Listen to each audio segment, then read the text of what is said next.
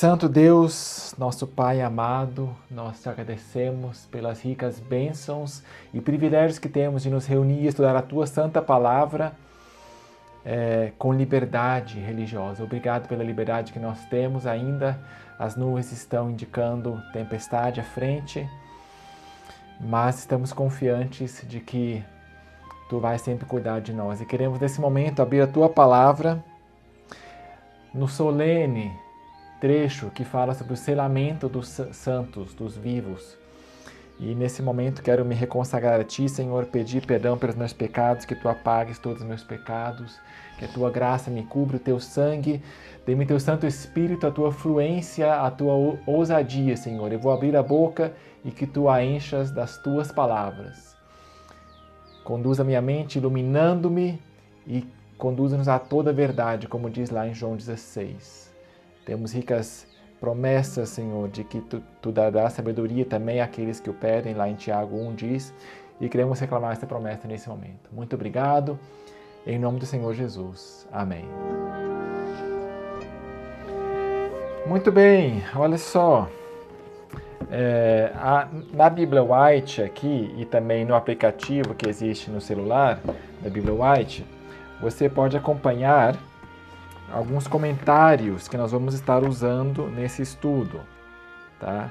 Em Ezequiel, e eu vou contar um pouco aqui, vou contar um pouquinho do contexto, e em seguida estaremos estudando Ezequiel 9 em diante.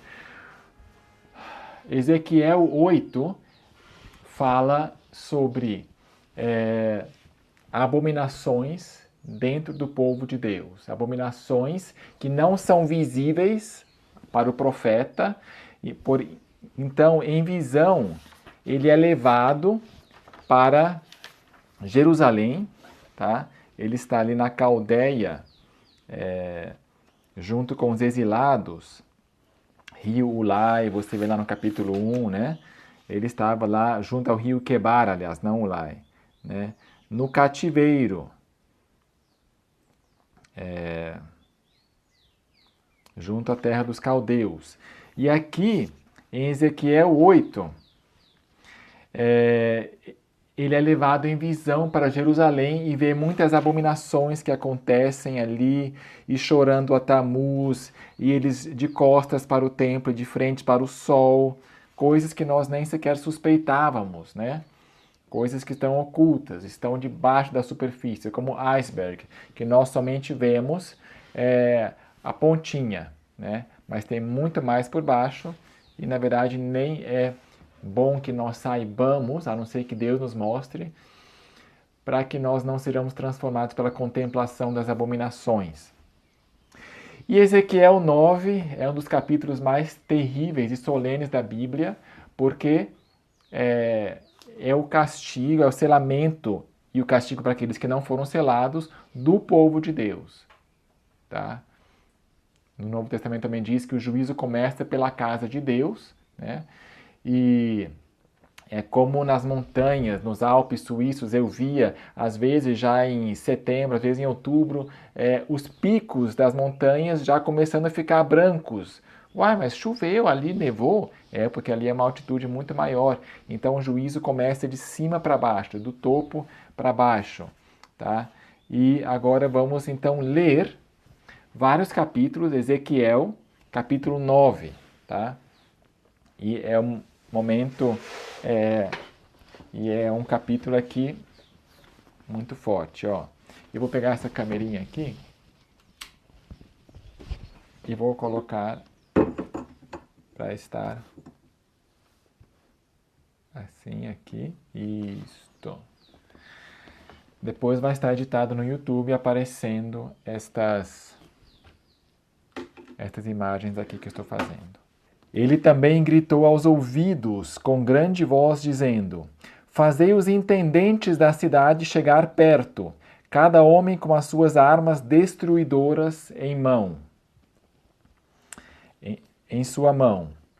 Eis que vinham 6 homens do caminho da porta superior, que dá para o norte, e cada homem com a sua arma de matança na mão. Então, não sei quem está falando aqui, talvez é Deus mesmo, Deus o Pai, quem sabe, não diz. Mas nós vamos ver, ó, porta superior, e cada homem com a sua arma de matança na mão. E entre eles um homem vestido de linho. Olha, Ellen White vai comentar isso aqui que vai se cumprir no fim dos tempos. E eu penso que não pode ser Jesus. A princípio temos a impressão de que é Jesus, um homem especial de branco, né? Porque também lá para Daniel apareceu o anjo e apareceu um filho do homem, semelhante ao homem. Mas é porque Jesus está limitado por sua humanidade e não pode estar em dois lugares ao mesmo tempo. Então, um homem vestido de linho com um tinteiro chifre de escrivão à sua cintura. E entraram e ficaram de pé ao lado do altar de bronze. Tá? Então, 6 anjos ali, com as armas destruidoras na mão, e uma pessoa, o sétimo, né, ou o primeiro deles, para marcar um tinteiro chifre de escrivão. O que é um tinteiro chifre? Ele tinha isso aqui na cintura. É um chifre onde aparentemente pode se colocar tinta dentro, né? Aqui, ó. E inkhorn em inglês. Ink, essa tinta, né? Horn é chifre, enfim. E entraram e ficaram de pé ao lado do altar de bronze. Então, eles estão para executar. O altar de bronze é no pátio. E esses homens que vão executar o juízo, castigo para as pessoas adventistas que não foram seladas, estão agora no altar de bronze. Por que eu digo adventistas? Porque é o povo de Deus, hoje em dia, né, que tem a luz da profetisa de Ellen G. White, e é a igreja fundada por Deus, como Israel. Está num estado, infelizmente, de apostasia, né, como a nação judaica na época de Jesus, mas ainda era o povo de Deus na época de Jesus. E aqui a glória do Deus de Israel se levantou do querubim, sobre o qual ele estava à entrada da casa, e clamou ao homem vestido de linho, que trazia o tinteiro chifre do escrivão no seu lado. Ó, esse verso, marquem esse verso, a glória, o Shekinah, que estava ali entre os querubins, se levantou dali e se colocou à entrada da casa. Em inglês, threshold, limiar, a soleira. A glória sai do lugar santíssimo e se coloca no limiar, na saída da casa ali.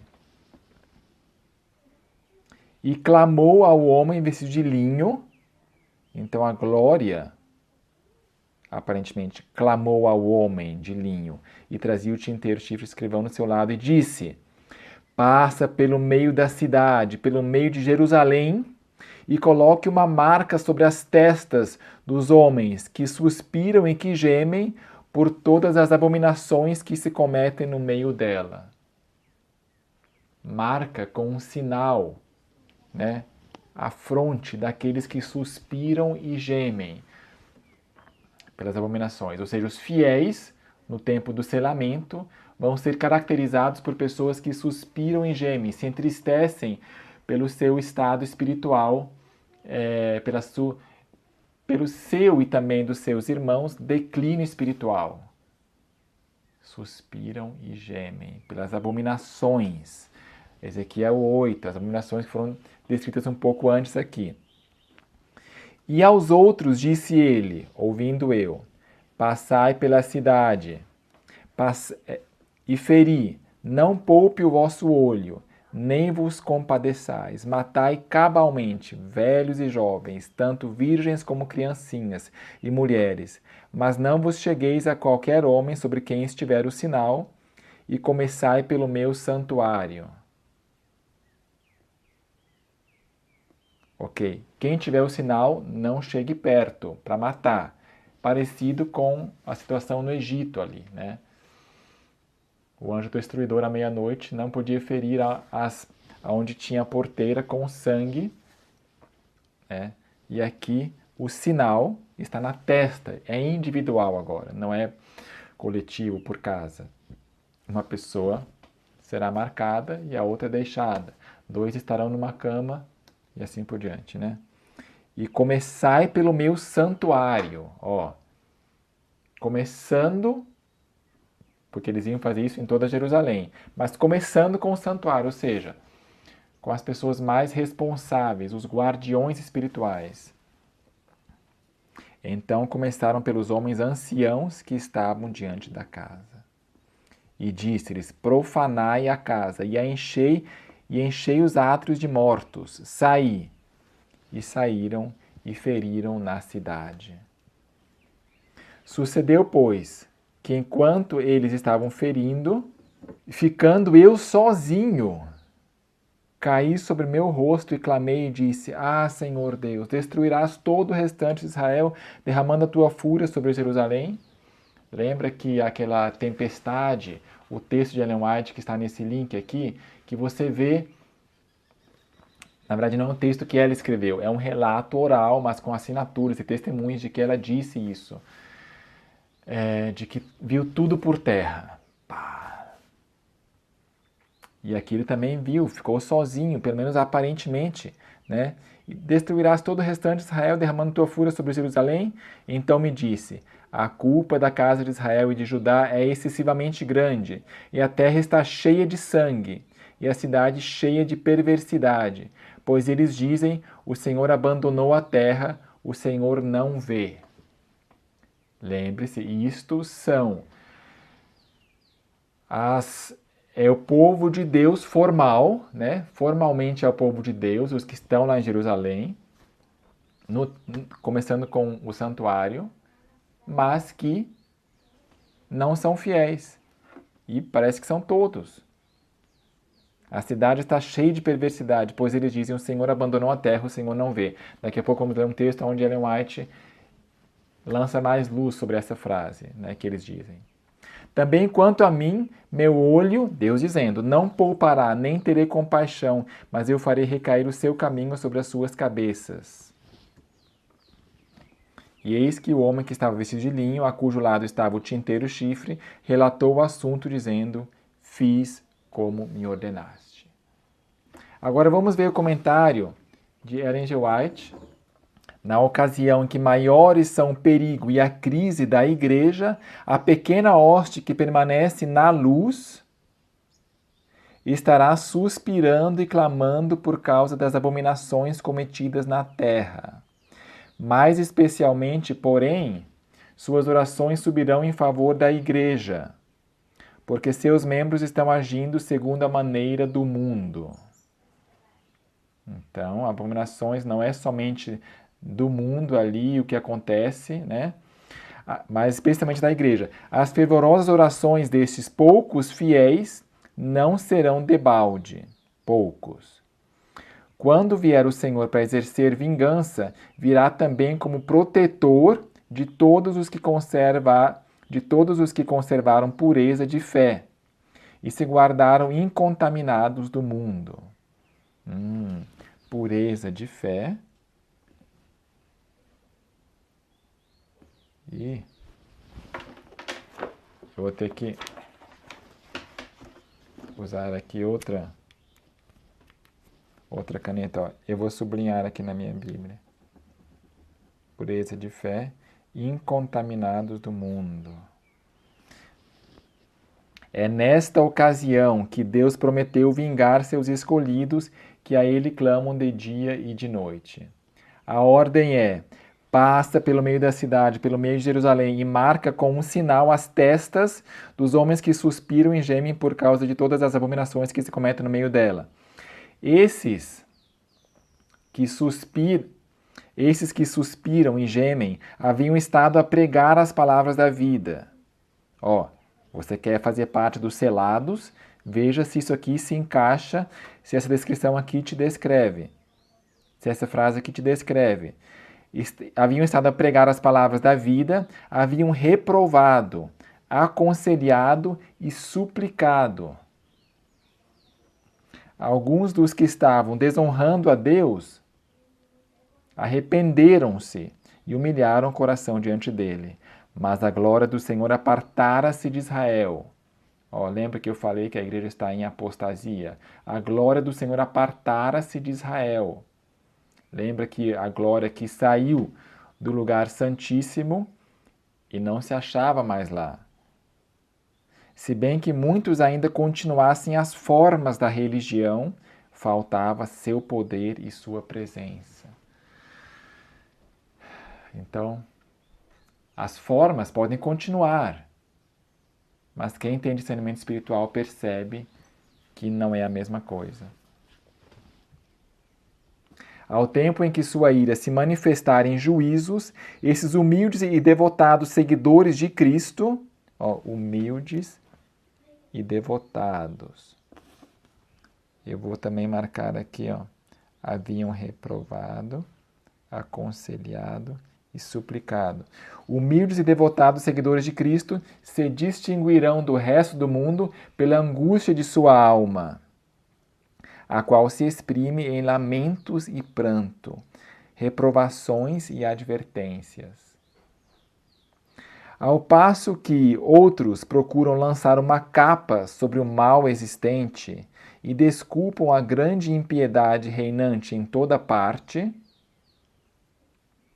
dando desculpas, os que têm zelo pela honra de Deus e amor pelas almas não se calarão a fim de granjear o favor de ninguém. Ou seja, isso mostra, e outras pessoas vão estar fazendo isso, esses aqui não vão se calar a fim de ganhar o favor de alguém. Não, esses não. Sua alma justa aflige-se dia a dia pelas obras e costumes profanos dos ímpios. São impotentes para deter a impetuosa torrente da iniquidade, e assim se enchem de dor e sobressalto. Lamentam diante de Deus o verem a religião desprezada nos próprios lares daqueles que receberam grande luz. Olha, gente, isso aqui é muito forte. A religião desprezada. Não quer dizer o assentimento intelectual das doutrinas vai ser rejeitado, mas a religião, a espiritualidade, tem a ver com a expressão religação. Ligação, religar novamente ao céu. Religião, religação. Eles veem a religião desprezada nos próprios lares de quem? Dos mundanos? Dos de Babilônia? Não, daqueles que receberam grande luz. Você já sabe de quem estamos falando aqui, né? Lamentam-se e afligem sua alma porque se encontram na igreja. Orgulho, avareza, egoísmo e engano de quase de toda espécie. Orgulho, avareza, egoísmo e engano de quase toda espécie. O Espírito de Deus, que impulsiona a aceitar a reprovação, é espezinhado. O que significa isso? É pisado a pés. É espezinhado. Ao passo que os servos de Satanás triunfam. Deus é desonrado, a verdade tornada de nenhum efeito. A classe que não se entristece por seu próprio declínio espiritual, nem chora sobre os pecados dos outros, será deixada sem o selo de Deus. Quem que não será selado? A classe que não se entristece por seu próprio declínio espiritual, nem chora sobre os pecados dos outros. Uau, que Deus nos ajude, tenha misericórdia, Senhor. Ajude-nos a chorar sobre os pecados dos outros também. Jerusalém, Jerusalém. Jesus falou isso com lágrimas nos olhos. O Senhor comissiona seus mensageiros, os homens que têm armas destruidoras nas mãos. Passai pela cidade após ele e feri. Não poupe o vosso olho, nem vos compadeçais. Matai velhos, mancebos e virgens, e meninos e mulheres, até exterminá-los. Mas a todo homem que tiver o sinal, não vos chegueis, e comecei pelo meu santuário. E começaram pelos homens mais velhos que estavam diante da casa, ou seja, pelos pastores. Vemos aí que a igreja, o santuário do Senhor, foi a primeira a sentir o golpe da ira de Deus. Os anciãos, aqueles a quem Deus dera grande luz, e que haviam ocupado o lugar de depositários dos interesses espirituais do povo,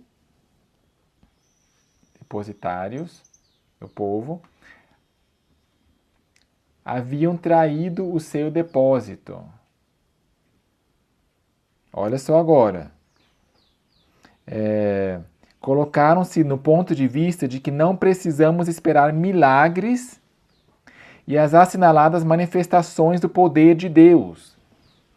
Nós estamos estudando sobre os dons espirituais esses dias, né? Essa série.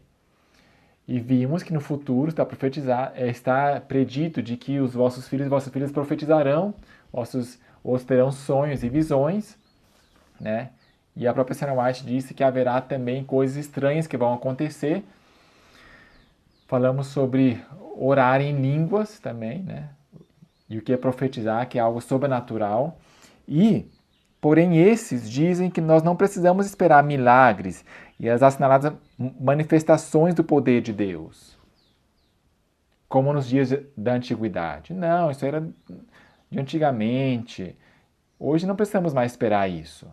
Os tempos mudaram. Dizem esses que não vão receber o selo, mas vão ser destruídos. Os tempos mudaram. Essas palavras fortaleceram-lhes a incredulidade. E dizem: o Senhor não fará bem nem mal. É demasiado misericordioso para visitar seu povo em juízos. O Senhor não fará bem nem mal. O fazer mal, a gente entende que Deus, né, que eles digam isso. Não, Deus não vai fazer mal, Ele é muito misericordioso. Mas o que significa o Senhor não faz bem também? É justamente isso que eu disse antes de que Deus não vai fazer manifestações do seu favor também, né? Não vai ter esse negócio de milagres, para com isso, isso aí é perigoso, isso é extremismo, fanatismo. O Senhor não vai fazer nem isso, nem tampouco vai destruir, calma. É demasiado misericordioso para visitar seu povo em juízos. Assim, paz e segurança. É o grito de homens, né? Lembra lá, quando andaram dizendo paz e segurança virá repentina destruição? É o grito de homens que nunca mais erguerão a voz como trombeta para mostrar ao povo de Deus suas transgressões e à casa de Jacó os seus pecados. Esses cães mudos, esses cães mudos que não querem ladrar, são aqueles que sentirão a justa vingança de um Deus ofendido. Homens, virgens e crianças, todos perecerão juntos. Então, um cachorro é colocado, tido por alguém que mora na roça, que, por exemplo, ou na cidade mesmo, para ser um guardião, um sentinela, para latir se vir um perigo. Ô dono, perigo ali, tá vindo alguém, não conheço. Aí late, então avisa do perigo. Mas esses aqui são cães mudos. Foram colocados como atalaias, porém não dão a trombeta o sino certo. Eles simplesmente paz e segurança. De tantas pessoas marcarem datas e tempos, e olha, pode acontecer isso, aquilo, né? A Sarmate diz que nós não podemos colocar nenhuma data, nem para a vinda de Jesus, nem para derramamento da chuva serôdia, nem nada, nem ano, nem mês, não nos pertence saber os tempos e as estações. Então, isso vai condicionando o povo a ter essa condição aqui. Não, paz e segurança, o Senhor não faz bem nem mal. Mais um texto aqui de Ellen White. O que é o selo do Deus vivo que é colocado na fronte do seu povo? É um sinal que os anjos, mas não os olhos humanos, podem ler, pois o anjo destruidor precisa ver este sinal de redenção.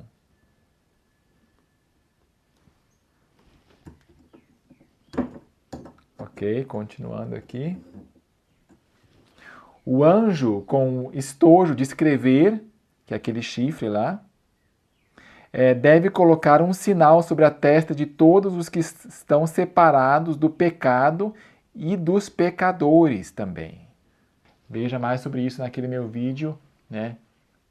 Não tocar nada imundo, em que eu comento aqui e o que significa se separar dos pecadores. Não é das pessoas do mundo, mas é dos que professam santidade, piedade, mas continuam em pecados. E o anjo destruidor vem após esse anjo. Aqui fala que é anjo, ó, que não é Jesus, mas que é um anjo. Tão logo o povo de Deus esteja selado na fronte, não é algum selo ou sinal que possa ser visto, mas a consolidação na verdade, tanto intelectual como espiritualmente. Muitas pessoas acham que o importante é só o espiritualmente. Não, Deus vê a intenção de que eu oro mais e mais, eu estou lendo a Bíblia, mas também consolidar-se na verdade intelectualmente, né? Ou seja, andar em luz crescente, aceitar as novas verdades que Deus tem mostrado. Consolidar-se na verdade intelectualmente também, espiritualmente, de modo que não possa ser abalado. Tão logo o povo de Deus esteja selado e preparado para a sacudidura, ela virá. Na verdade, ela já começou. Os juízos de Deus estão agora sobre a terra para advertir-nos, a fim de que saibamos o que virá. E agora tem mais um texto que eu descobri num dos manuscritos que foi publicado só em 2015, que ela diz assim, ó, não vês aqueles homens, 1, 2, 3, 4, 5, apontando para os anjos que estavam esperando para escrever em seus rolos os nomes daqueles estabelecidos e daqueles separados de nós. Não vês aqueles homens sanguinários com suas armas vindo, assim que o último nome estiver inscrito. Lembre-se lá de Apocalipse 7, né? Segurai, segurai, segurai, segurai, norte, sul, leste, oeste, os 4 ventos, até que estejam selados sobre a sua fronte, né? E aparentemente Deus, o anjo, não só sela, mas também vai sendo inscrito, né? Os nomes daqueles. Então, assim que o último nome estiver inscrito, vão vir esses homens sanguinários, com suas armas vindo. Não vês a peste que assola ao meio-dia? Interessante, isso aqui é lá do Salmo 91, né? Que o Senhor te guardará disso, não temerás a peste que assola ao meio-dia, 1000 cairão ao teu lado. E eu fiquei pensando, por que peste, né? Meio-dia? Talvez meio-dia indicando que não é a meia-noite, porque é a meia-noite que Deus volta no sentido mais escuro da terra, pode ser então que seja uma destruição antes, prévia, não a destruição da segunda vinda já, mas mesmo antes, né? Começando com o povo de Deus. Né?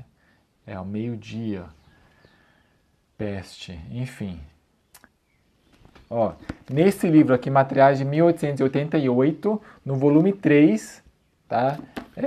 Existe um texto que recomenda nós lermos Ezequiel 9, que diz assim, ó, estamos em meio aos perigos dos últimos dias.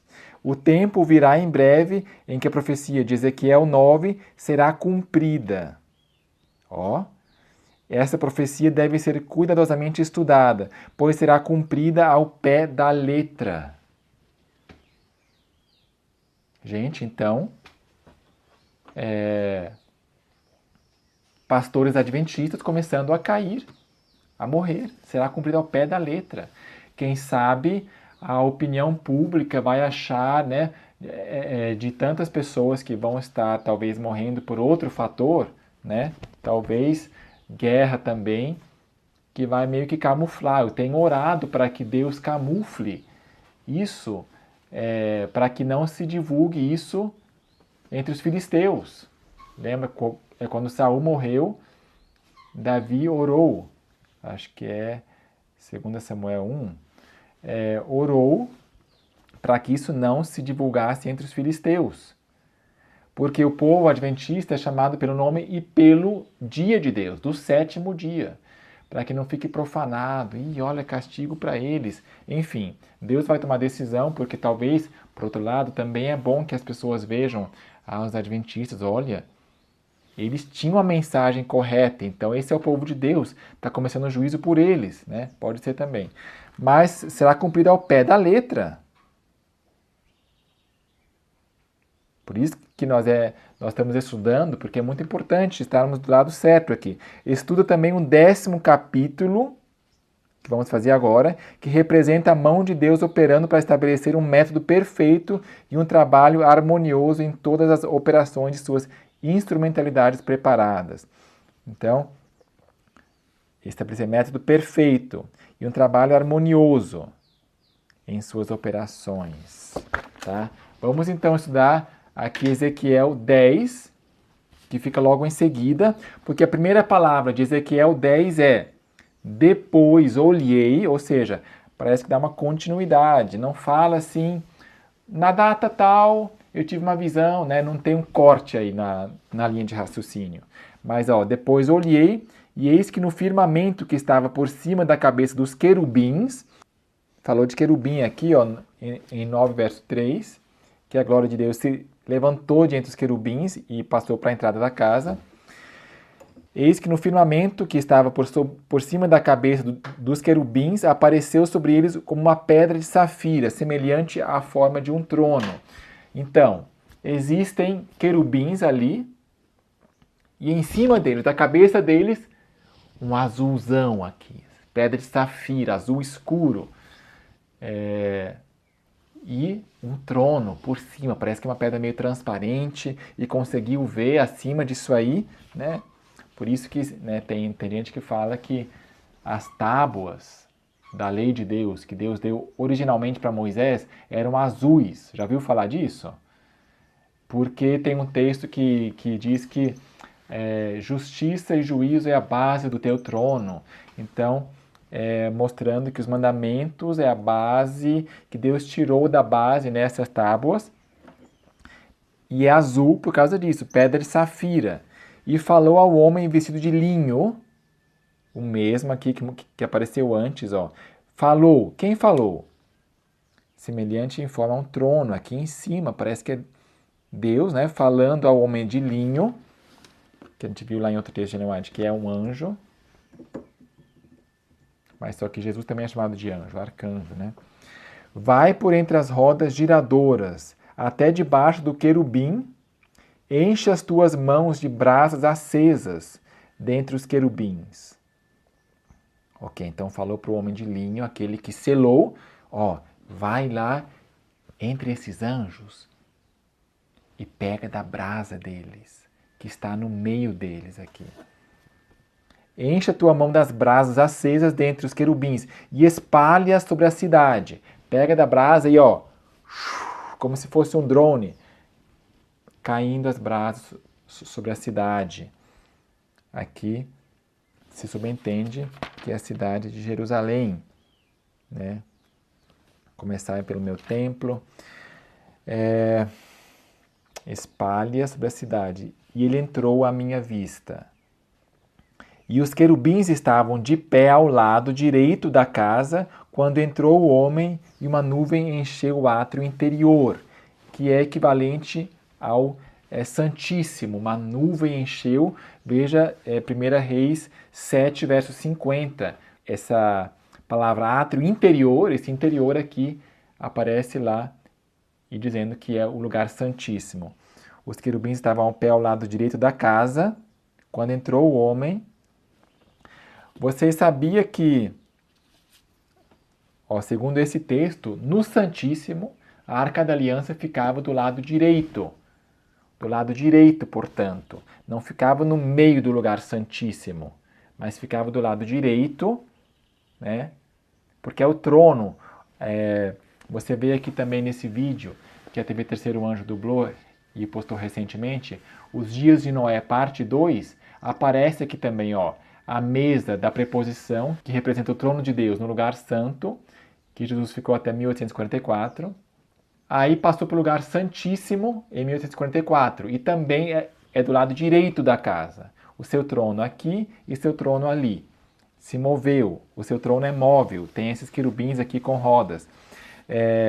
Ezequiel 10, verso 3. E os querubins estavam de pé ao lado direito da casa, quando entrou o homem e uma nuvem encheu o átrio interior. A mesa ali tinha duas coroas, a mesa da preposição, duas coroas, representando o pai e o filho. Ellen G. White também viu 2 tronos. E em frente está o candelabro, que representa o Espírito Santo, né? Então, está lá as 3 pessoas da divindade no lugar santo, ali no mesmo lugar, que é o trono de Deus, né? Portanto, ali o lugar santo e o lugar santíssimo. Aqui no caso, estava no lugar santíssimo. Por quê? Porque se trata do tempo do fim, é uma visão para o fim dos tempos, pós 1844, átrio interior. Então se levantou a glória do Senhor de sobre o querubim e passou para a entrada da casa, paralelo com Ezequiel 9, verso 3, que nós lemos antes, né? Que a glória do Deus de Israel se levantou do querubim e passou à entrada da casa, à soleira, ao limiar também. Aquele Shekinah, portanto, agora, de novo, né? Repetindo. Sai do Santíssimo e passa para o limiar, a entrada da casa. E encheu-se a casa agora, não é o átrio interior, agora é toda a casa encheu-se de uma nuvem. Fumaça, é a glória invisível, né? E o átrio se encheu do resplendor da glória do Senhor. O átrio, ok, da glória do Senhor.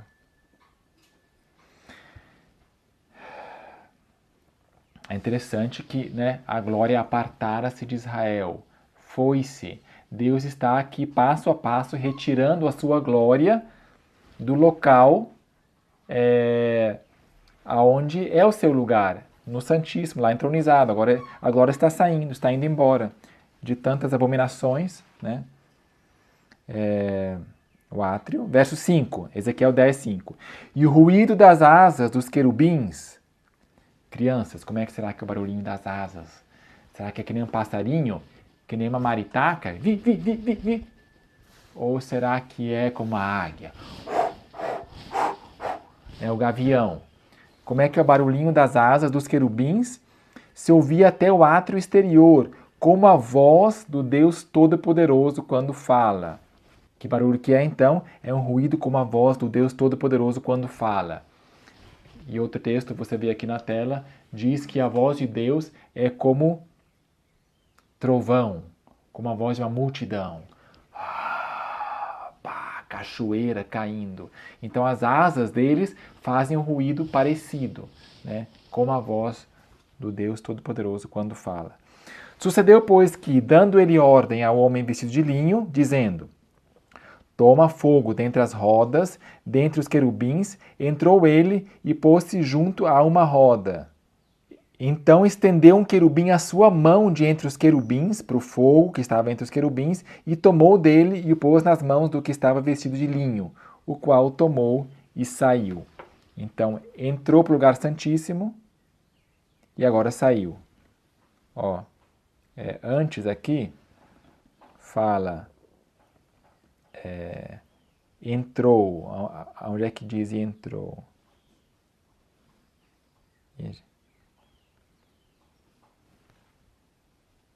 Aqui, final do verso 2. E ele entrou à minha vista.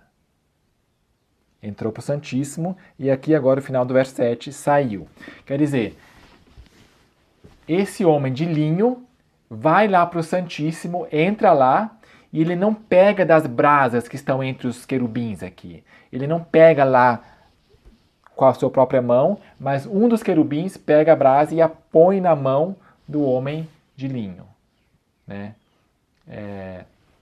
Então, aí esse homem de linho sai com as brasas na mão, para jogar elas em cima sobre a cidade. Gente, eu esqueci, e agora eu vou complementar, o que será que são essas brasas? Tem um texto aqui de Ellen White, em Ezequiel, logo no comecinho, mas é interessante que aqui no comentário da Bíblia White, diz que os mensageiros celestiais vistos por Ezequiel como uma luz brilhante que passava por entre as criaturas. Então, o que passava por entre as criaturas? Mensageiros celestiais. Não são as próprias criaturas, mas os mensageiros celestiais passavam com a rapidez de um relâmpago. Vamos ler de novo. Aqui diz o seguinte, no meio dos seres viventes havia uma coisa semelhante a ardentes brasas de fogo ou a tochas que se moviam por entre os seres viventes. Então, o que se move entre, segundo Ellen White, essas tochas, essas brasas representam outros anjos. Não as criaturas se moviam por entre. E o fogo resplandecia e do fogo saíam relâmpagos. Quem sabe a brasa não é os anjos, mas os relâmpagos são anjos. Não sei, enfim. O fato é que aqui diz que os seres viventes corriam também, eles também saíam e voltavam, mas achei importante colocar esse texto aqui. Aqui diz que representa a velocidade com que essa obra finalmente irá avançar até ser completada. Eventos finais. Então, isso aqui é bem interessante. Deus não dormita. E a brasa fica mais viva quando passa vento, quem sabe tem alguma coisa a ver. Se você tem alguma ideia também, o que significa esse pegar as brasas e, já pensou?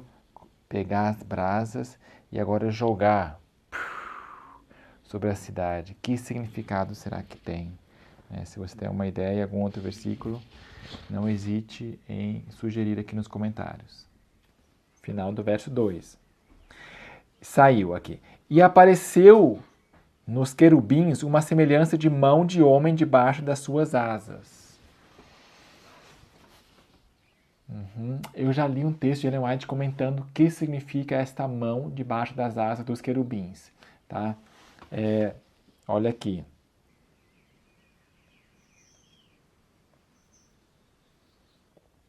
Então olhei e eis 4 rodas junto aos querubins, uma roda junto a um querubim e outra roda junto a outro querubim. Gente, olha, é muito difícil imaginar como são esses querubins, mas às vezes você vê uma imagem, vamos dar uma olhadinha aqui, roda dentro de outra roda, né? Então tem pessoas que acham que é assim, que é assado aqui, uma roda, deixa eu dar um zoom aqui, uma roda dentro de outra roda. Mas eu entendo que não é assim. Mas, leia aqui. Cada querubim tinha uma roda junto. Ou seja, cada ser vivente com uma roda ao seu lado. Em outra parte que fala que é ao lado, não é embaixo. Não é uma rodinha embaixo. Depois a gente vai ver aqui. Uma roda junto a um querubim e outra roda junto a outro querubim. E o aspecto das rodas era como o brilho da pedra de crisólita. As rodas, gente, olha só que lindo. Como é que é essa pedra de crisólita? Olha só que linda essa cor.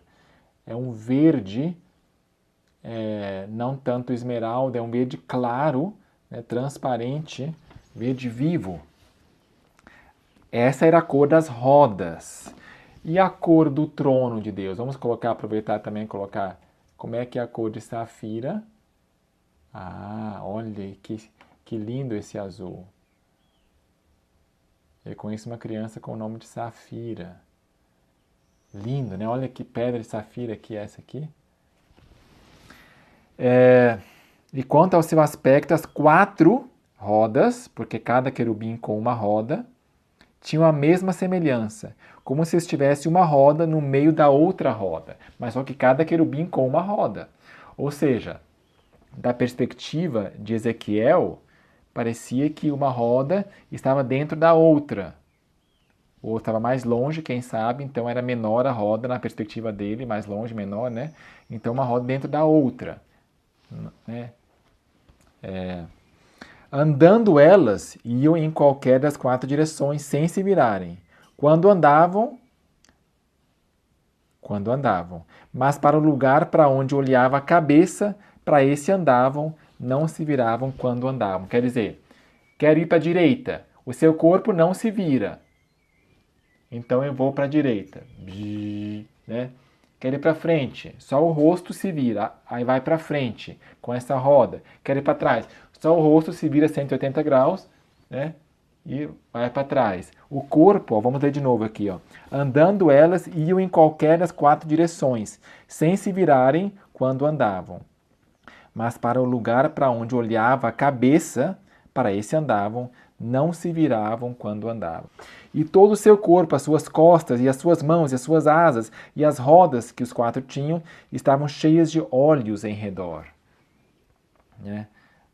Pode ser, né, talvez o olho pode ser menor, talvez pode ser como uma lente de uma câmera, pode ser o seu celular, talvez tem várias camerinhas, várias lentes objetivas ali, né? O fato é que parece estranho, né? Até as rodas tinham olhos. E quanto às rodas, sabe, ele está usando uma linguagem humana para descrever o que tinha aparência de olhos, pelo menos, né? Pode ser que... E quanto às rodas, elas foram chamadas rodas giradoras, ouvindo eu. E cada um tinha 4 rostos. O primeiro rosto era rosto de querubim, o segundo era rosto de homem, o terceiro era rosto de leão e o quarto era rosto de águia. Em algumas também fala que em vez de querubim é rosto de boi.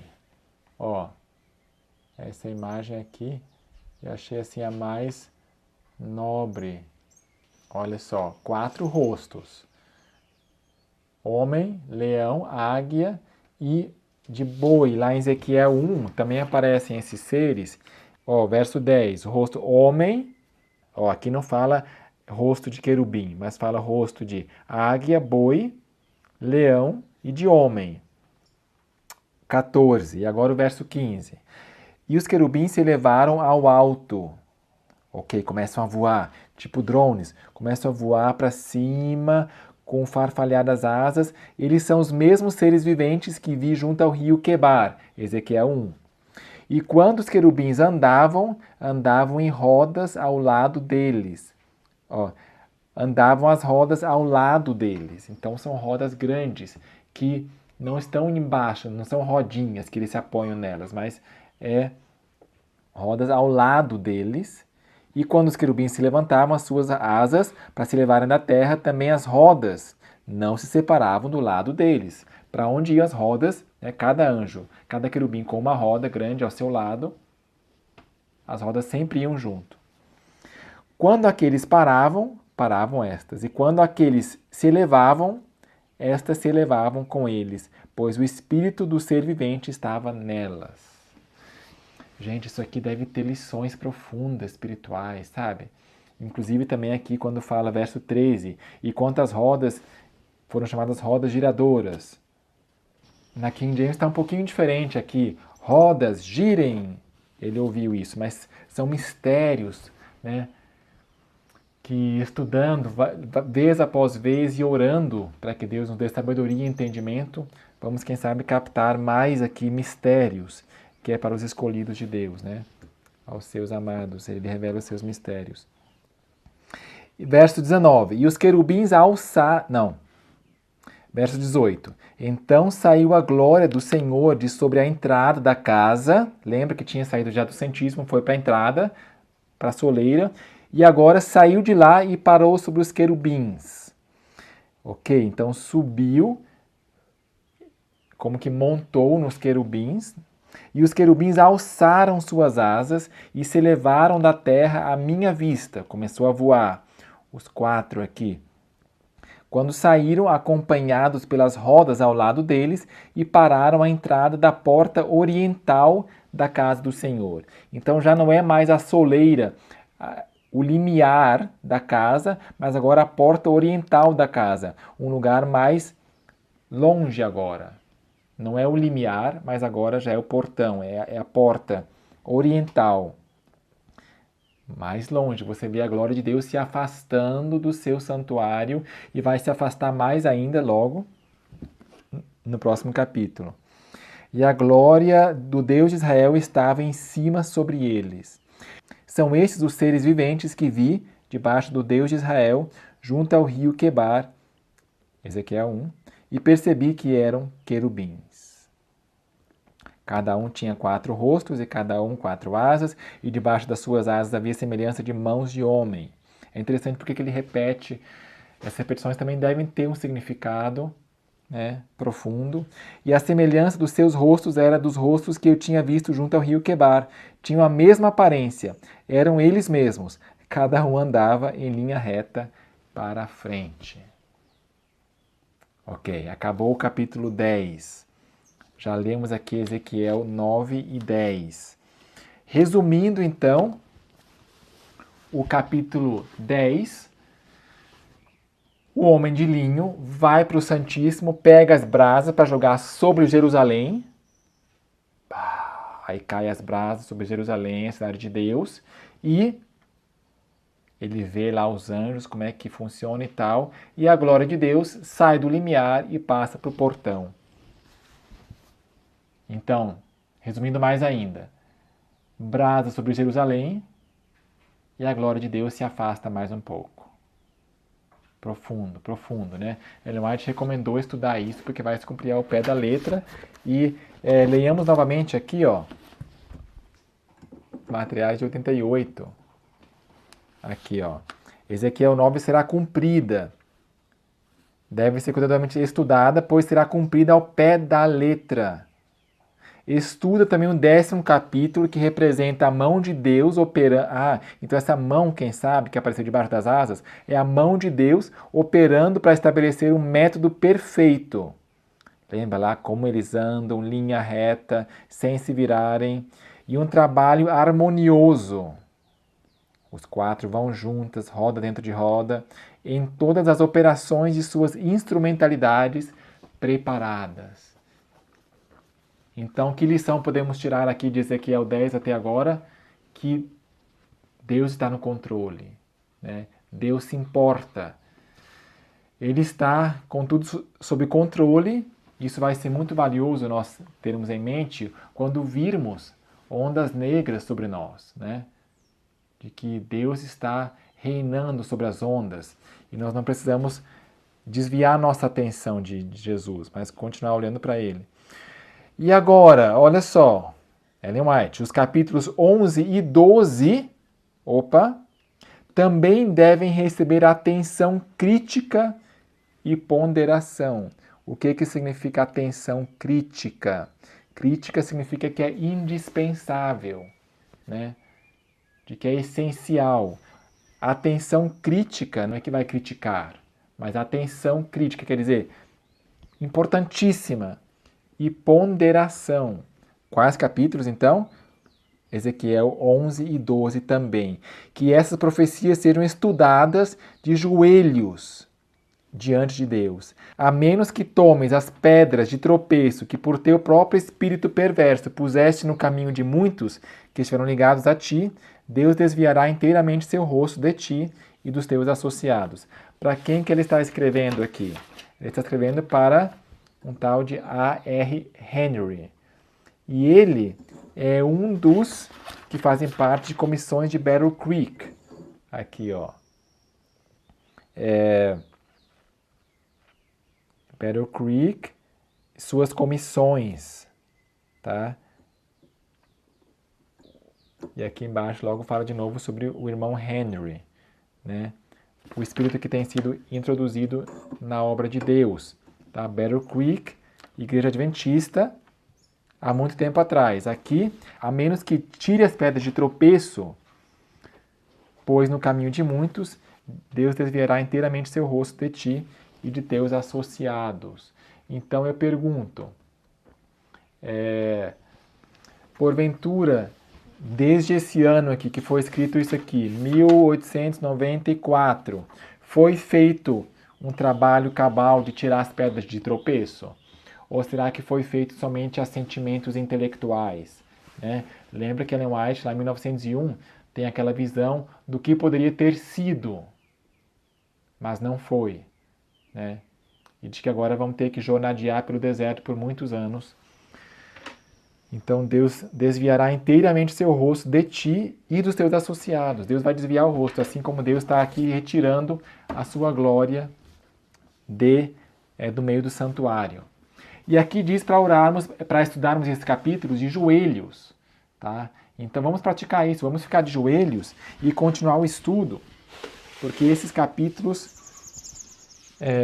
são realmente soleníssimos e falam do que vai acontecer no fim do tempo. Tá? Vamos então continuar o estudo aqui. Ó. Então, denota prosseguimento da sequência aqui. Então me levantou o Espírito e me levou à porta oriental. O que estava nessa porta oriental? Era a glória de Deus, que se tinha saído do lugar santíssimo, foi para o limiar, do limiar da soleira, foi para o portão oriental, então ali estava a glória de Deus, e foi levado em espírito a esse local, a qual olha para o oriente. E eis que estavam à entrada da porta, quem? 25 homens. No meio deles vi a fulano e Beltrano, ou seja, 25 dos príncipes do povo, diz aqui. Parece a comissão de Battle Creek, parece a liderança do povo de Deus, né? Príncipes do povo, Jaazanias, filho de Zaur, e Pelatias também. E disse-me, filho do homem, estes são os homens que maquinam a iniquidade e dão ímpio conselho nesta cidade. Cidade de Deus, igreja de Deus. Príncipes são os homens, parece que nos bastidores aqui, são eles que, né, são os conselheiros. Geralmente uma entidade não é dirigida pelo seu presidente. O seu presidente é só o seu representante, para ter uma aparência bonita, mas quem, né, toma decisões-chave, muitas vezes são outras pessoas, não é o principal. Aqui ó, são dois, não é o rei de Jerusalém, de Israel, de Judá. Filho do homem, esses são homens que maquinam a iniquidade e dão ímpio conselho nesta cidade, os quais dizem, não está próximo. Na sua versão, quem sabe, está errada. O correto, veja lá na King James em inglês, não está próximo, vírgula. Edifiquemos casas. Esta é a versão correta. Tá? Não está próximo o tempo de edificar casas, é justo o contrário. Não está próximo, vírgula. Edifiquemos casas. Em outras palavras, paz e segurança.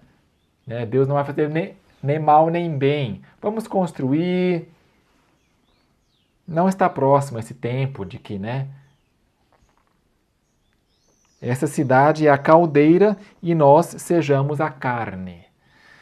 Parece um pouco estranho isso, né? Mas a mentalidade hebraica é diferente da nossa. Mas o fato é que, mesmo que nós não entendamos o significado completo disso, mas deve ter uma conotação positiva, porque é otimismo. Essa frase aqui denota otimismo. Não está próximo, edifiquemos casas. Essa cidade é a caldeira e nós somos a carne. Nós sejamos a carne, ou seja, algo positivo. Não, nós somos os privilegiados, enfim. Portanto, profetiza contra eles, profetiza, ó filho do homem. E caiu sobre mim o espírito do Senhor e disse-me, fala, assim diz o Senhor. Olha só, o verso 4 inteiro e a metade do verso 5, mostrando que aqui é uma profecia mesmo, é algo sobrenatural que talvez vai se cumprir no tempo do fim. Assim tendes dito, ó casa de Israel, pois eu conheço as coisas que vos entram na mente. Multiplicastes os vossos mortos nessa cidade, enchestes as suas ruas de mortos. Uau, como assim? A Bíblia não relata de que esses dois mataram, de fato, literalmente, né, com a sua mão. Mas, pelos seus conselhos, as consequências foram que morreram pessoas e talvez o mais grave, né, não é aquele que mata o corpo, mas sim aquele que pode fazer perecer a alma, ou seja, a morte eterna. As pessoas que desviam, né, não está próximo, não precisamos ir para o campo ainda não, edifiquemos casa aqui na cidade, caldeira, carne, opa, quem sabe tem a ver com o consumo de carne também, né? Mas paz, paz. Verso 6, Ezequiel 11, verso 6. Multiplicaste os vossos mortos nesta cidade e enchestes as suas ruas de mortos. Portanto, assim diz o Senhor Deus: vossos mortos que deitastes no meio dela, esses são a carne. Ou seja, as pessoas que foram mortas, talvez mártires, né? Também, ou pelo menos pessoas que foram desencaminhadas, esses são a carne. Ela é a caldeira, vós, porém, vos tirarei do meio dela. Ou seja, vou tirar o privilégio de vocês, que vocês acham que são a carne, que vocês acham que são os queridinhos, que são, enfim, seja qual for o significado da palavra carne, mas Deus vai tirar um privilégio e vocês não vão ser essa carne aqui no meio da caldeira.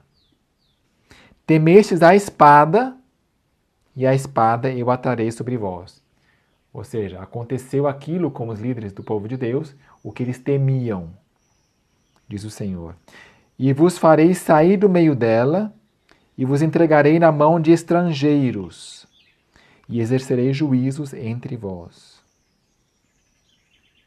E vos farei sair. Tá, isso aqui é o castigo que, no sentido histórico, aconteceu com cativeiro, né? Que foram capturados, foram levados cativos por Babilônia, né? Por Nabucodonosor. E vos farei sair do meio dela. Mas será que tem alguma conotação espiritual também para nós hoje? Deus vai fazer o povo, esses líderes, sair do meio dela. Ou seja, já não vão mais ser os líderes do povo de Deus. Interessante, sacudidura, quem sabe, né? E vos entregarei na mão de estrangeiros, e exercerei juízos entre vós. Falando para esses líderes aqui, esses maus conselheiros. Caireis à espada, nos confins de Israel vos julgarei, e sabereis que eu sou o Senhor. Né? Nos limites, the borders de Israel vos julgarei. Interessante, é uma coisa profunda também. Nos confins de Israel vos julgarei, e sabereis que eu sou o Senhor. Esta cidade não vos servirá de caldeira. Então, talvez a cidade, como caldeira, representaria algum tipo de proteção, de favorecimento. Essa cidade não vos servirá de caldeira, nem vós servireis de carne no meio dela. Nos confins de Israel vos julgarei. Então, vocês não vão ser aqui os queridinhos, os escolhidos. A pessoa, quando vai na caldeira, pega, não quer tanto molho, mas quer a substância, né? Eles se achavam os bons aqui, né? Quem sabe é isso que significa a carne. E sabereis que eu sou o Senhor, pois não tendes andado, olha só, qual que é a descrição que Deus faz de castigo. Por que eles são castigados? Pois não tendes andado nos meus estatutos, nem executado os meus juízos. Tá? Em inglês está também judgments, statutes and judgments. E em hebraico, mispat, não é ordenanças, é estatutos e juízos. Mais sobre isso, veja lá a minha série sobre estatutos e juízos, nesse link aqui, que nós estudamos quais são esses. Resumindo, os juízos são sentenças secundárias que começam logo após o decálogo em Êxodo 20. Então, em Êxodo 21, começa regras que são extensões dos 10 mandamentos, mas não só, né? Com sentença, ajuda para os juízes, mas também são leis bem inteligentes, com muito juízo, ou seja, por isso também juízo, são dois significados. E os estatutos são leis adicionais também, que não têm nenhuma consequência. Ó, se fizer isso, tem que morrer, a feiticeira tem que morrer. Se fizer isso, tem que pagar tanto, né? Fez um boi do vizinho tropeçar e cair, você tem que restituir. Isso aí são juízos, que mostram a consequência. Já estatutos, não. Estatutos são leis secundárias que mostram mais regras, né? Por exemplo, Levítico 19, que nós temos pregado, a questão de o homem não se tornar muito efeminado e não rapar os pelos do seu corpo, nem do seu sovaco, das suas axilas, nem a sua barba, mas deixar como Deus criou, está em Levítico 19 também, é um dos estatutos, né? Na agricultura, começar a colher das árvores que plantou só depois de 3 anos mais 1 ano, e aí no 5º ano somente comer, também é um dos estatutos. Então aqui o castigo para eles, e para nós daqui, se nós não guardarmos, vai ser: não tendes andado nos meus estatutos, nem executado os meus juízos. Malaquias 4, verso 4. Antes que venha um grande e terrível dia do Senhor, lembrai-vos da lei de Moisés, meu servo, que lhe mandei em Horeb para todo Israel, com estatutos e juízos. E logo em seguida diz: eis que vos enviarei Elias, o profeta, que é o 3º Elias, antes que venha um grande e terrível dia do Senhor. Enfim, estatutos e juízos, importantíssimo. É vital, é crítico. Antes tendes procedido conforme os costumes das nações que estão ao redor de vós. Voltando ao exemplo da questão da barba, né? O costume das nações é os homens se tornarem cada vez mais efeminados, rapando os seus pelos, né? Se Jesus não voltar daqui 100 anos, talvez os homens vão estar rapando todos os seus pelos do corpo, né? Efeminados. E as mulheres cada vez mais machas, digamos assim, né? Cada vez mais masculinizadas, assumindo o papel de homem. Lideranças, querendo ser pastoras, querendo pregar, né? E assim por diante.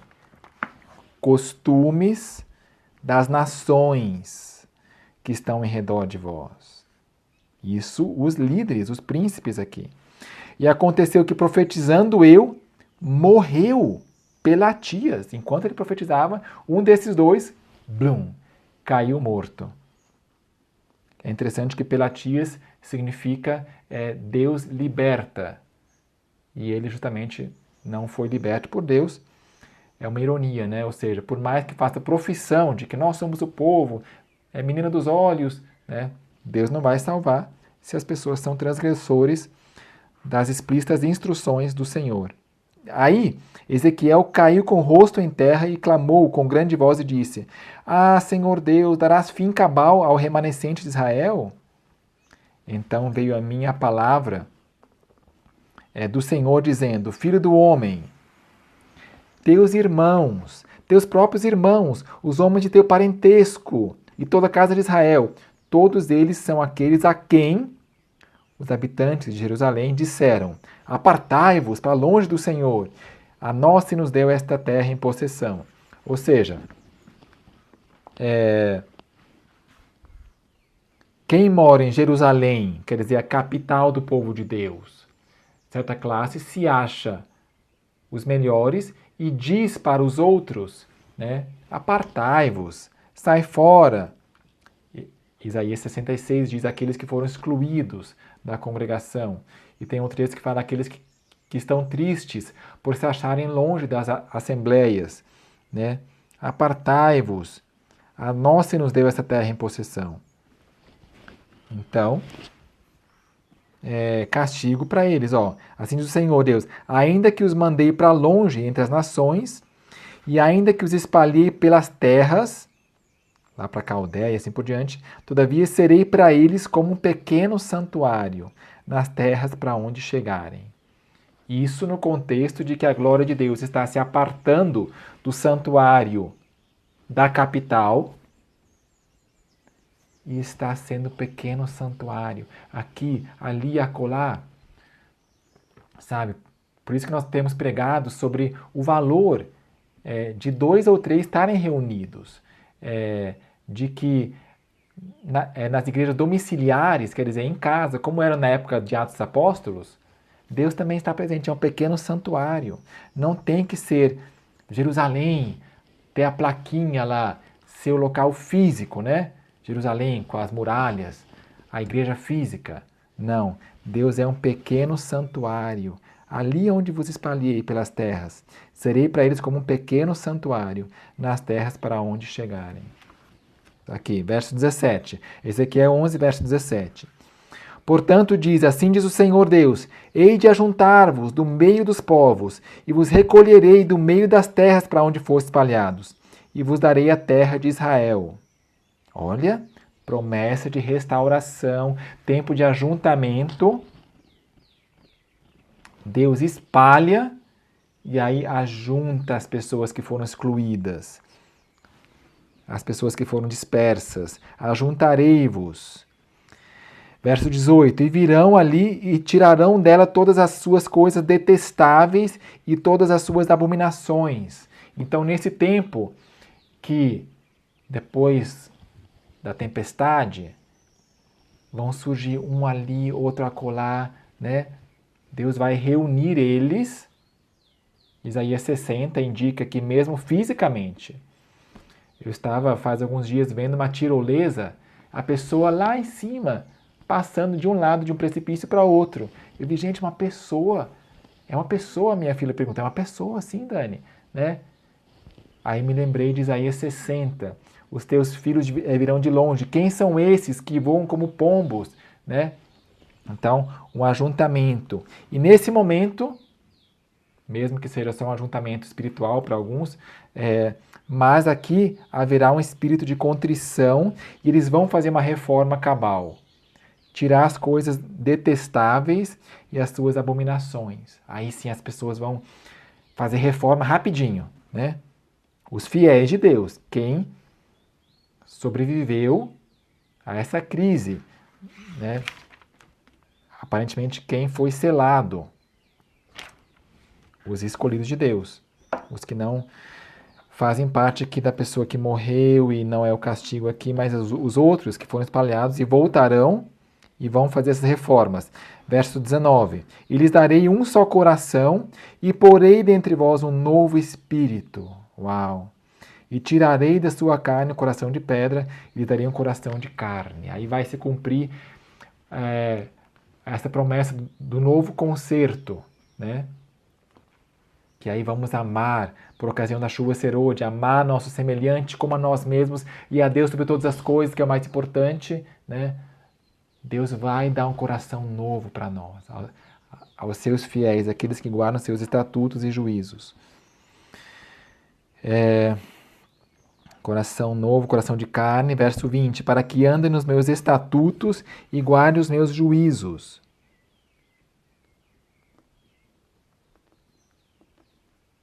Tá? Aqui a palavra é juízos mesmo também.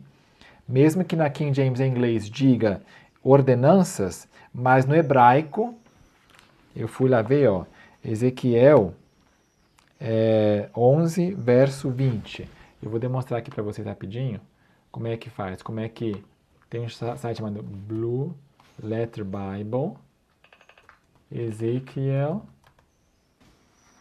11, verso 20. Aqui, ó. Então vocês estão vendo aqui, ó. Dá para ver o texto em inglês, normal. Mas agora você vai em Tools, quer dizer, ferramentas. Clica aqui e você vai ter interlinear. Cada palavra. As palavras que estão em itálico não aparecem em hebraico. Você pode também escutar como é esse áudio. Strong's H2708. Chukah. Isso aqui é a palavra estatutos. Chukah. E aqui é a palavra juízos, que é a palavra mispat. Strong's H4941. Mishpat. Que são os juízos. Aparece lá em Êxodo 21, logo após o Decálogo, Êxodo 21, verso 1. Esses são os mispat, tá? Estatutos e juízos.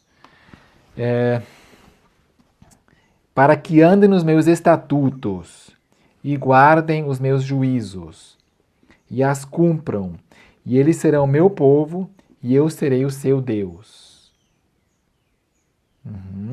Então, há esperança mesmo para aquelas pessoas que não guardavam. Claro que Deus vê o coração, e se a pessoa rejeitou temerariamente a luz, né, é uma coisa, mas se a pessoa não entendeu, ou preconceito, N fatores que Deus vê o coração, Deus vai fazer com que as pessoas guardem, né, façam reforma cabal e cumpram os estatutos e juízos. E eles serão meu povo e eu serei o seu Deus. Mas quanto àqueles cujo coração andar após o coração das suas coisas detestáveis e das suas abominações, eu farei recair nas suas cabeças o seu caminho, diz o Senhor. A consequência, o que semearam vão colher. E a glória do Senhor... Olha só agora, gente. Então, verso 22. Então os querubins elevaram as suas asas, estando as rodas ao lado deles, e a glória do Deus de Israel estava em cima sobre eles. Aquele firmamento azul, né? O trono. E agora vai começar a voar, vai começar a levantar. Gente, para onde será que vai agora? E a glória do Senhor se alçou desde o meio da cidade e se pôs sobre o monte que está ao oriente da cidade. Gente, o Shekinah partiu, portanto, e foi embora de Jerusalém. E pousou na cidade que está ao oriente, na montanha, na mesma montanha em que Jesus teve a ascensão. Veja aqui o comentário de Ellen G. White, na Bíblia White, de Ezequiel 11, verso 23. O santo Shekinah, partindo do primeiro templo, pousara sobre a montanha oriental, como se relutasse em abandonar a escolhida cidade. Olha, você enxerga aqui o amor de Deus, né? Deus relutando em abandonar a sua cidade. Jerusalém, Jerusalém, quantas vezes eu quis ajuntar os teus filhos como a galinha junta seus pintinhos debaixo de suas asas, mas vós não quisestes. Que trágico. Então o Espírito me levou de volta lá para a Caldeia e falou essas coisas aos do cativeiro. As pessoas presas, pessoas em situações difíceis, a quem os homens de Jerusalém tinham expulso. Apartai-vos. Ok. Agora vamos continuar lendo aqui o capítulo 12 para terminar. Tá? Ainda veio, continuação, ainda veio a minha palavra do Senhor dizendo: Filho do homem, tu habitas no meio da casa rebelde, que tem olhos para ver e não vê, que tem ouvidos para ouvir e não ouve, pois é casa rebelde. Em outras palavras, eles têm Bíblia, têm Ellen G. White, mas não fazem uso disso, não aplicam, não vivem, não praticam. São casa rebelde. Tu que habita no meio da casa rebelde, que tem olhos para ver e não ouve e tal, tu, pois, preparaste os trastes, quer dizer, roupas velhas, né, para mudares para o exílio. E de dia muda a vista deles, e do teu lugar mudarás para outro lugar a vista deles. Bem pode ser que reparem nisso, ainda que eles são casa rebelde. Então a missão, profeta, vai lá perante eles e você vai pegar os teus pertences e se mudar de um lugar para outro. À vista deles, pois, tirarás para fora de dia os teus trastes, eles olhando. Eles quem? No meio da casa rebelde, que tem olhos e não vê. Né? À vista deles. Vai tirar as suas roupinhas lá, os teus trastes, como para mudança. Então tu sairás de tarde à vista deles, como quem sai para o exílio. É como se fosse uma lição objetiva. Eles veem Ezequiel, o que está fazendo? Levando sua malinha e indo embora? Faze para ti à vista deles uma abertura na parede, e por ali sairás. Eu não sei se era fácil fazer um buraco na parede, né, com marreta, picareta talvez, uma fenda que já estava entreaberta. Vamos ver no céu como foi, mas por uma brecha e por ali sairás. À vista deles levarás aos ombros os teus trastes, e às escuras os transportarás, e cobrirás o teu rosto, para que não vejas o chão, porque te pus por sinal à casa de Israel. Te pus por sinal. Uau! E assim fiz como se me deu ordem. Os meus trastes tirei para fora de dia, como para o exílio. Então à tarde fiz com a mão. Então à tarde fiz com a mão uma abertura na parede. Não foi com picareta nem com marreta. Às escuras saí, carregando-os aos ombros, à vista deles. Então veio a minha palavra do Senhor pela manhã, dizendo: Filho do homem, não te perguntou a casa de Israel, aquela casa rebelde, que fazes tu? Não perguntaram isso aí para vocês? Diz-lhes: Assim diz o Senhor Deus: Este oráculo se refere ao príncipe de Jerusalém e a toda a casa de Israel que está no meio dela. Diz: Eu sou o vosso sinal. Assim como eu fiz, assim se lhe fará a eles. Irão para o exílio, para o cativeiro. Ou seja, um sinal então, do jeito que eu fiz, vai ser para todos vocês. Esse é um sinal, é um símbolo, é uma miniatura. Verso 11, eu sou o vosso sinal, assim como eu fiz, já lemos. Verso 12, e o príncipe que está no meio deles levará aos ombros os trastes e às escuras sairá. Quer dizer, o príncipe, que é o presidente, o rei ali, vai sair às escuras, vai levar aos seus ombros os trastes, as roupas velhas lá, e fará uma abertura na parede e sairá por ela. Ele cobrirá o seu rosto, pois com seus olhos não verá o chão. Também estenderei a minha rede sobre ele, e ele será apanhado no meu laço. E o levarei para a Babilônia e para a terra dos caldeus, contudo não haverá, ainda que ali morrerá. Como assim? Ele vai lá, mas não vai ver. Se cumpriu no literal, com o rei de Jerusalém sendo cegado, lhe vazaram os seus 2 olhos. Por isso não viu a terra, mas foi lá, e todos os que estiverem ao redor dele para o seu socorro, e todas as suas tropas, espalhá-los-ei a todos os ventos, e desembainharei a espada atrás deles. Uau! A espada que temeram, essa virá. Assim saberão que eu sou o Senhor, quando eu os dispersar entre as nações e os espalhar entre os países. Interessante, quem sabe a tempestade aqui, o juízo que começa pela casa de Deus. Mas deles deixarei ficar alguns poucos, escapos da espada, da fome, da peste, para que confessem todas as suas abominações entre as nações, para eles contarem, gente, nós fizemos abominação, viu assírios, viu pessoas aqui da Pérsia, nós fizemos abominações, foi por isso que Deus nos castigou. Para onde forem, e saberão que eu sou o Senhor. Ainda veio a minha palavra do Senhor dizendo: Filho do homem, come o teu pão com tremor, e bebe a tua água com estremecimento e com receio. Então, lição objetiva, era para ele comer, com temor, tal, para eles verem: Ô Ezequiel, por que você está tremendo assim, comendo?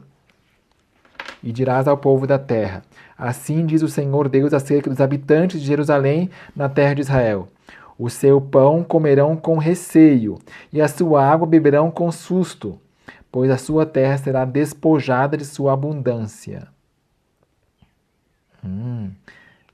Não vai produzir as plantações aqui, nesse caso, por causa da violência de todos os que nela habitam. Será que é possível ser violento de outra forma a não ser fisicamente? Será que a lei também é espiritual? E eu posso matar com palavras também, dizer tolo, tal, e assim por diante, da violência de todos que nela habitam.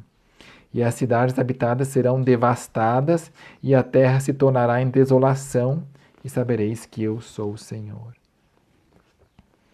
E aqui a parte final, os últimos versículos de hoje. E veio ainda a minha palavra do Senhor dizendo: Filho do homem, que provérbio é este que vós tendes na terra de Israel, dizendo: Dilatam-se os dias e falha toda a visão? Olha, mesma coisa lá, o Senhor não faz bem nem mal, não está próximo, edifiquemos casas, né? Dilatam-se os dias e falha toda a visão, quer dizer, não é tão para já, né? Isso é alarmismo, isso que vai na mente das pessoas que Deus está castigando aqui.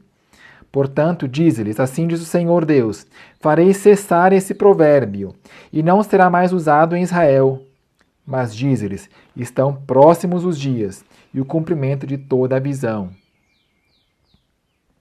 Pois não haverá mais nenhuma visão vã, nem adivinhação lisonjeira no meio da casa de Israel. Quer dizer, não vai mais ter aquele tipo de mensagem paz, paz, segurança, lisonjeira, quer dizer, que massageia o ego, né? Não vai mais ter isso. Porque eu sou o Senhor, falarei, e a palavra que eu falar se cumprirá. Não será mais adiada. Aparentemente aqui houve muito adiamento, mas não será mais adiada. Pois em nossos dias, ó casa rebelde, falarei a palavra e a cumprirei, diz o Senhor Deus. Vi a minha palavra do Senhor dizendo, Filho do homem, eis que os da casa de Israel dizem, a visão que esse vê é para muitos dias no futuro, e ele profetiza de tempos que estão longe. Portanto, diz-lhes, assim diz o Senhor Deus, não será mais adiada nenhuma das minhas palavras, mas a palavra que falei se cumprirá, diz o Senhor Deus. Ó, depois continua aqui, ó, e veio a minha palavra. Não é porque Ellen White não recomendou esse capítulo 13 em diante que não pode estar no mesmo contexto, tempo do fim, tá? Então, quem sabe você pode estudar depois. Pode estudar depois o capítulo 13 em diante. Eu fiquei com interesse agora de ver esse capítulo 13 em diante. Que é para o nosso tempo, gente. Vai se cumprir ao pé da letra também, né? Então, nós estudamos aqui esses 2 capítulos e os outros 2 de joelhos, para que possamos saber como receber o selo de Deus sobre a nossa fronte, né? Então, o que nós já estamos acostumados e familiarizados, suspirar e gemer pelas abominações que acontecem no meio da igreja e da terra. Mas também vimos aqui não ter a linguagem que se adia, vamos construir paz e segurança, né? O Senhor não faz nem bem nem mal. Guardar estatutos e juízos, né? Não ter violência. A meu ver, aqui também está incluída a maledicência, é uma forma de violência. Você está matando a reputação da pessoa, está enchendo as ruas e a cidade de mortos, né? Maledicência. E uns poucos, os remanescentes, a quem foram afastados, Deus será um santuário para eles. Deus vai trazê-los, Isaías 60, os teus filhos virão de longe, e vai fazer que eles tenham uma reforma, vão tirar, vão lançar ao fogo os seus ídolos, mesmo que seja de prata escolhida, né? Mas vão lançar ao fogo, longe daqui, abominação, reforma, turbo, e Deus vai aceitar isso e vai dar um coração novo, um coração de carne, e tirar o coração de pedra. Amém? Nós todos gostaríamos de estar entre os escolhidos, né? Nós temos ainda a oportunidade de fazer a justiça, praticar o juízo, né, seus estatutos e juízos, e ainda é tempo. Se você vê alguma palavra do Senhor, alguma instrução clara aqui da palavra de Deus e não pratica, você está correndo sério perigo, né? Nós também pregamos aqui sobre o véu, 1 Coríntios 11, né? Várias pessoas, várias irmãs já reconheceram, não, realmente, na oração aqui, não tem como negar, 1 Coríntios 11, é o véu, veja mais tudo isso nesse meu vídeo aqui, né? São instruções da palavra do Senhor, e quem de nós se atreverá a desprezar uma palavra que saiu da boca do Senhor, né? ainda mais tratando-se de uma coisa tão fácil e tão irrisória. Vai fazer o castigo somente mais pesado. Adão e Eva convenceram-se de que uma coisa tão pequena como comer do fruto proibido, não, isso não vai acarretar as consequências tão dramáticas que Deus falou. Mas aconteceu. O fato de ser uma ordem tão fácil, eles terem temerariamente praticado isso, né, acarretou seríssimas consequências e mostra ainda, deixa pior a situação do que se fosse uma coisa difícil de se fazer. Vamos pedir a misericórdia do Senhor, né, e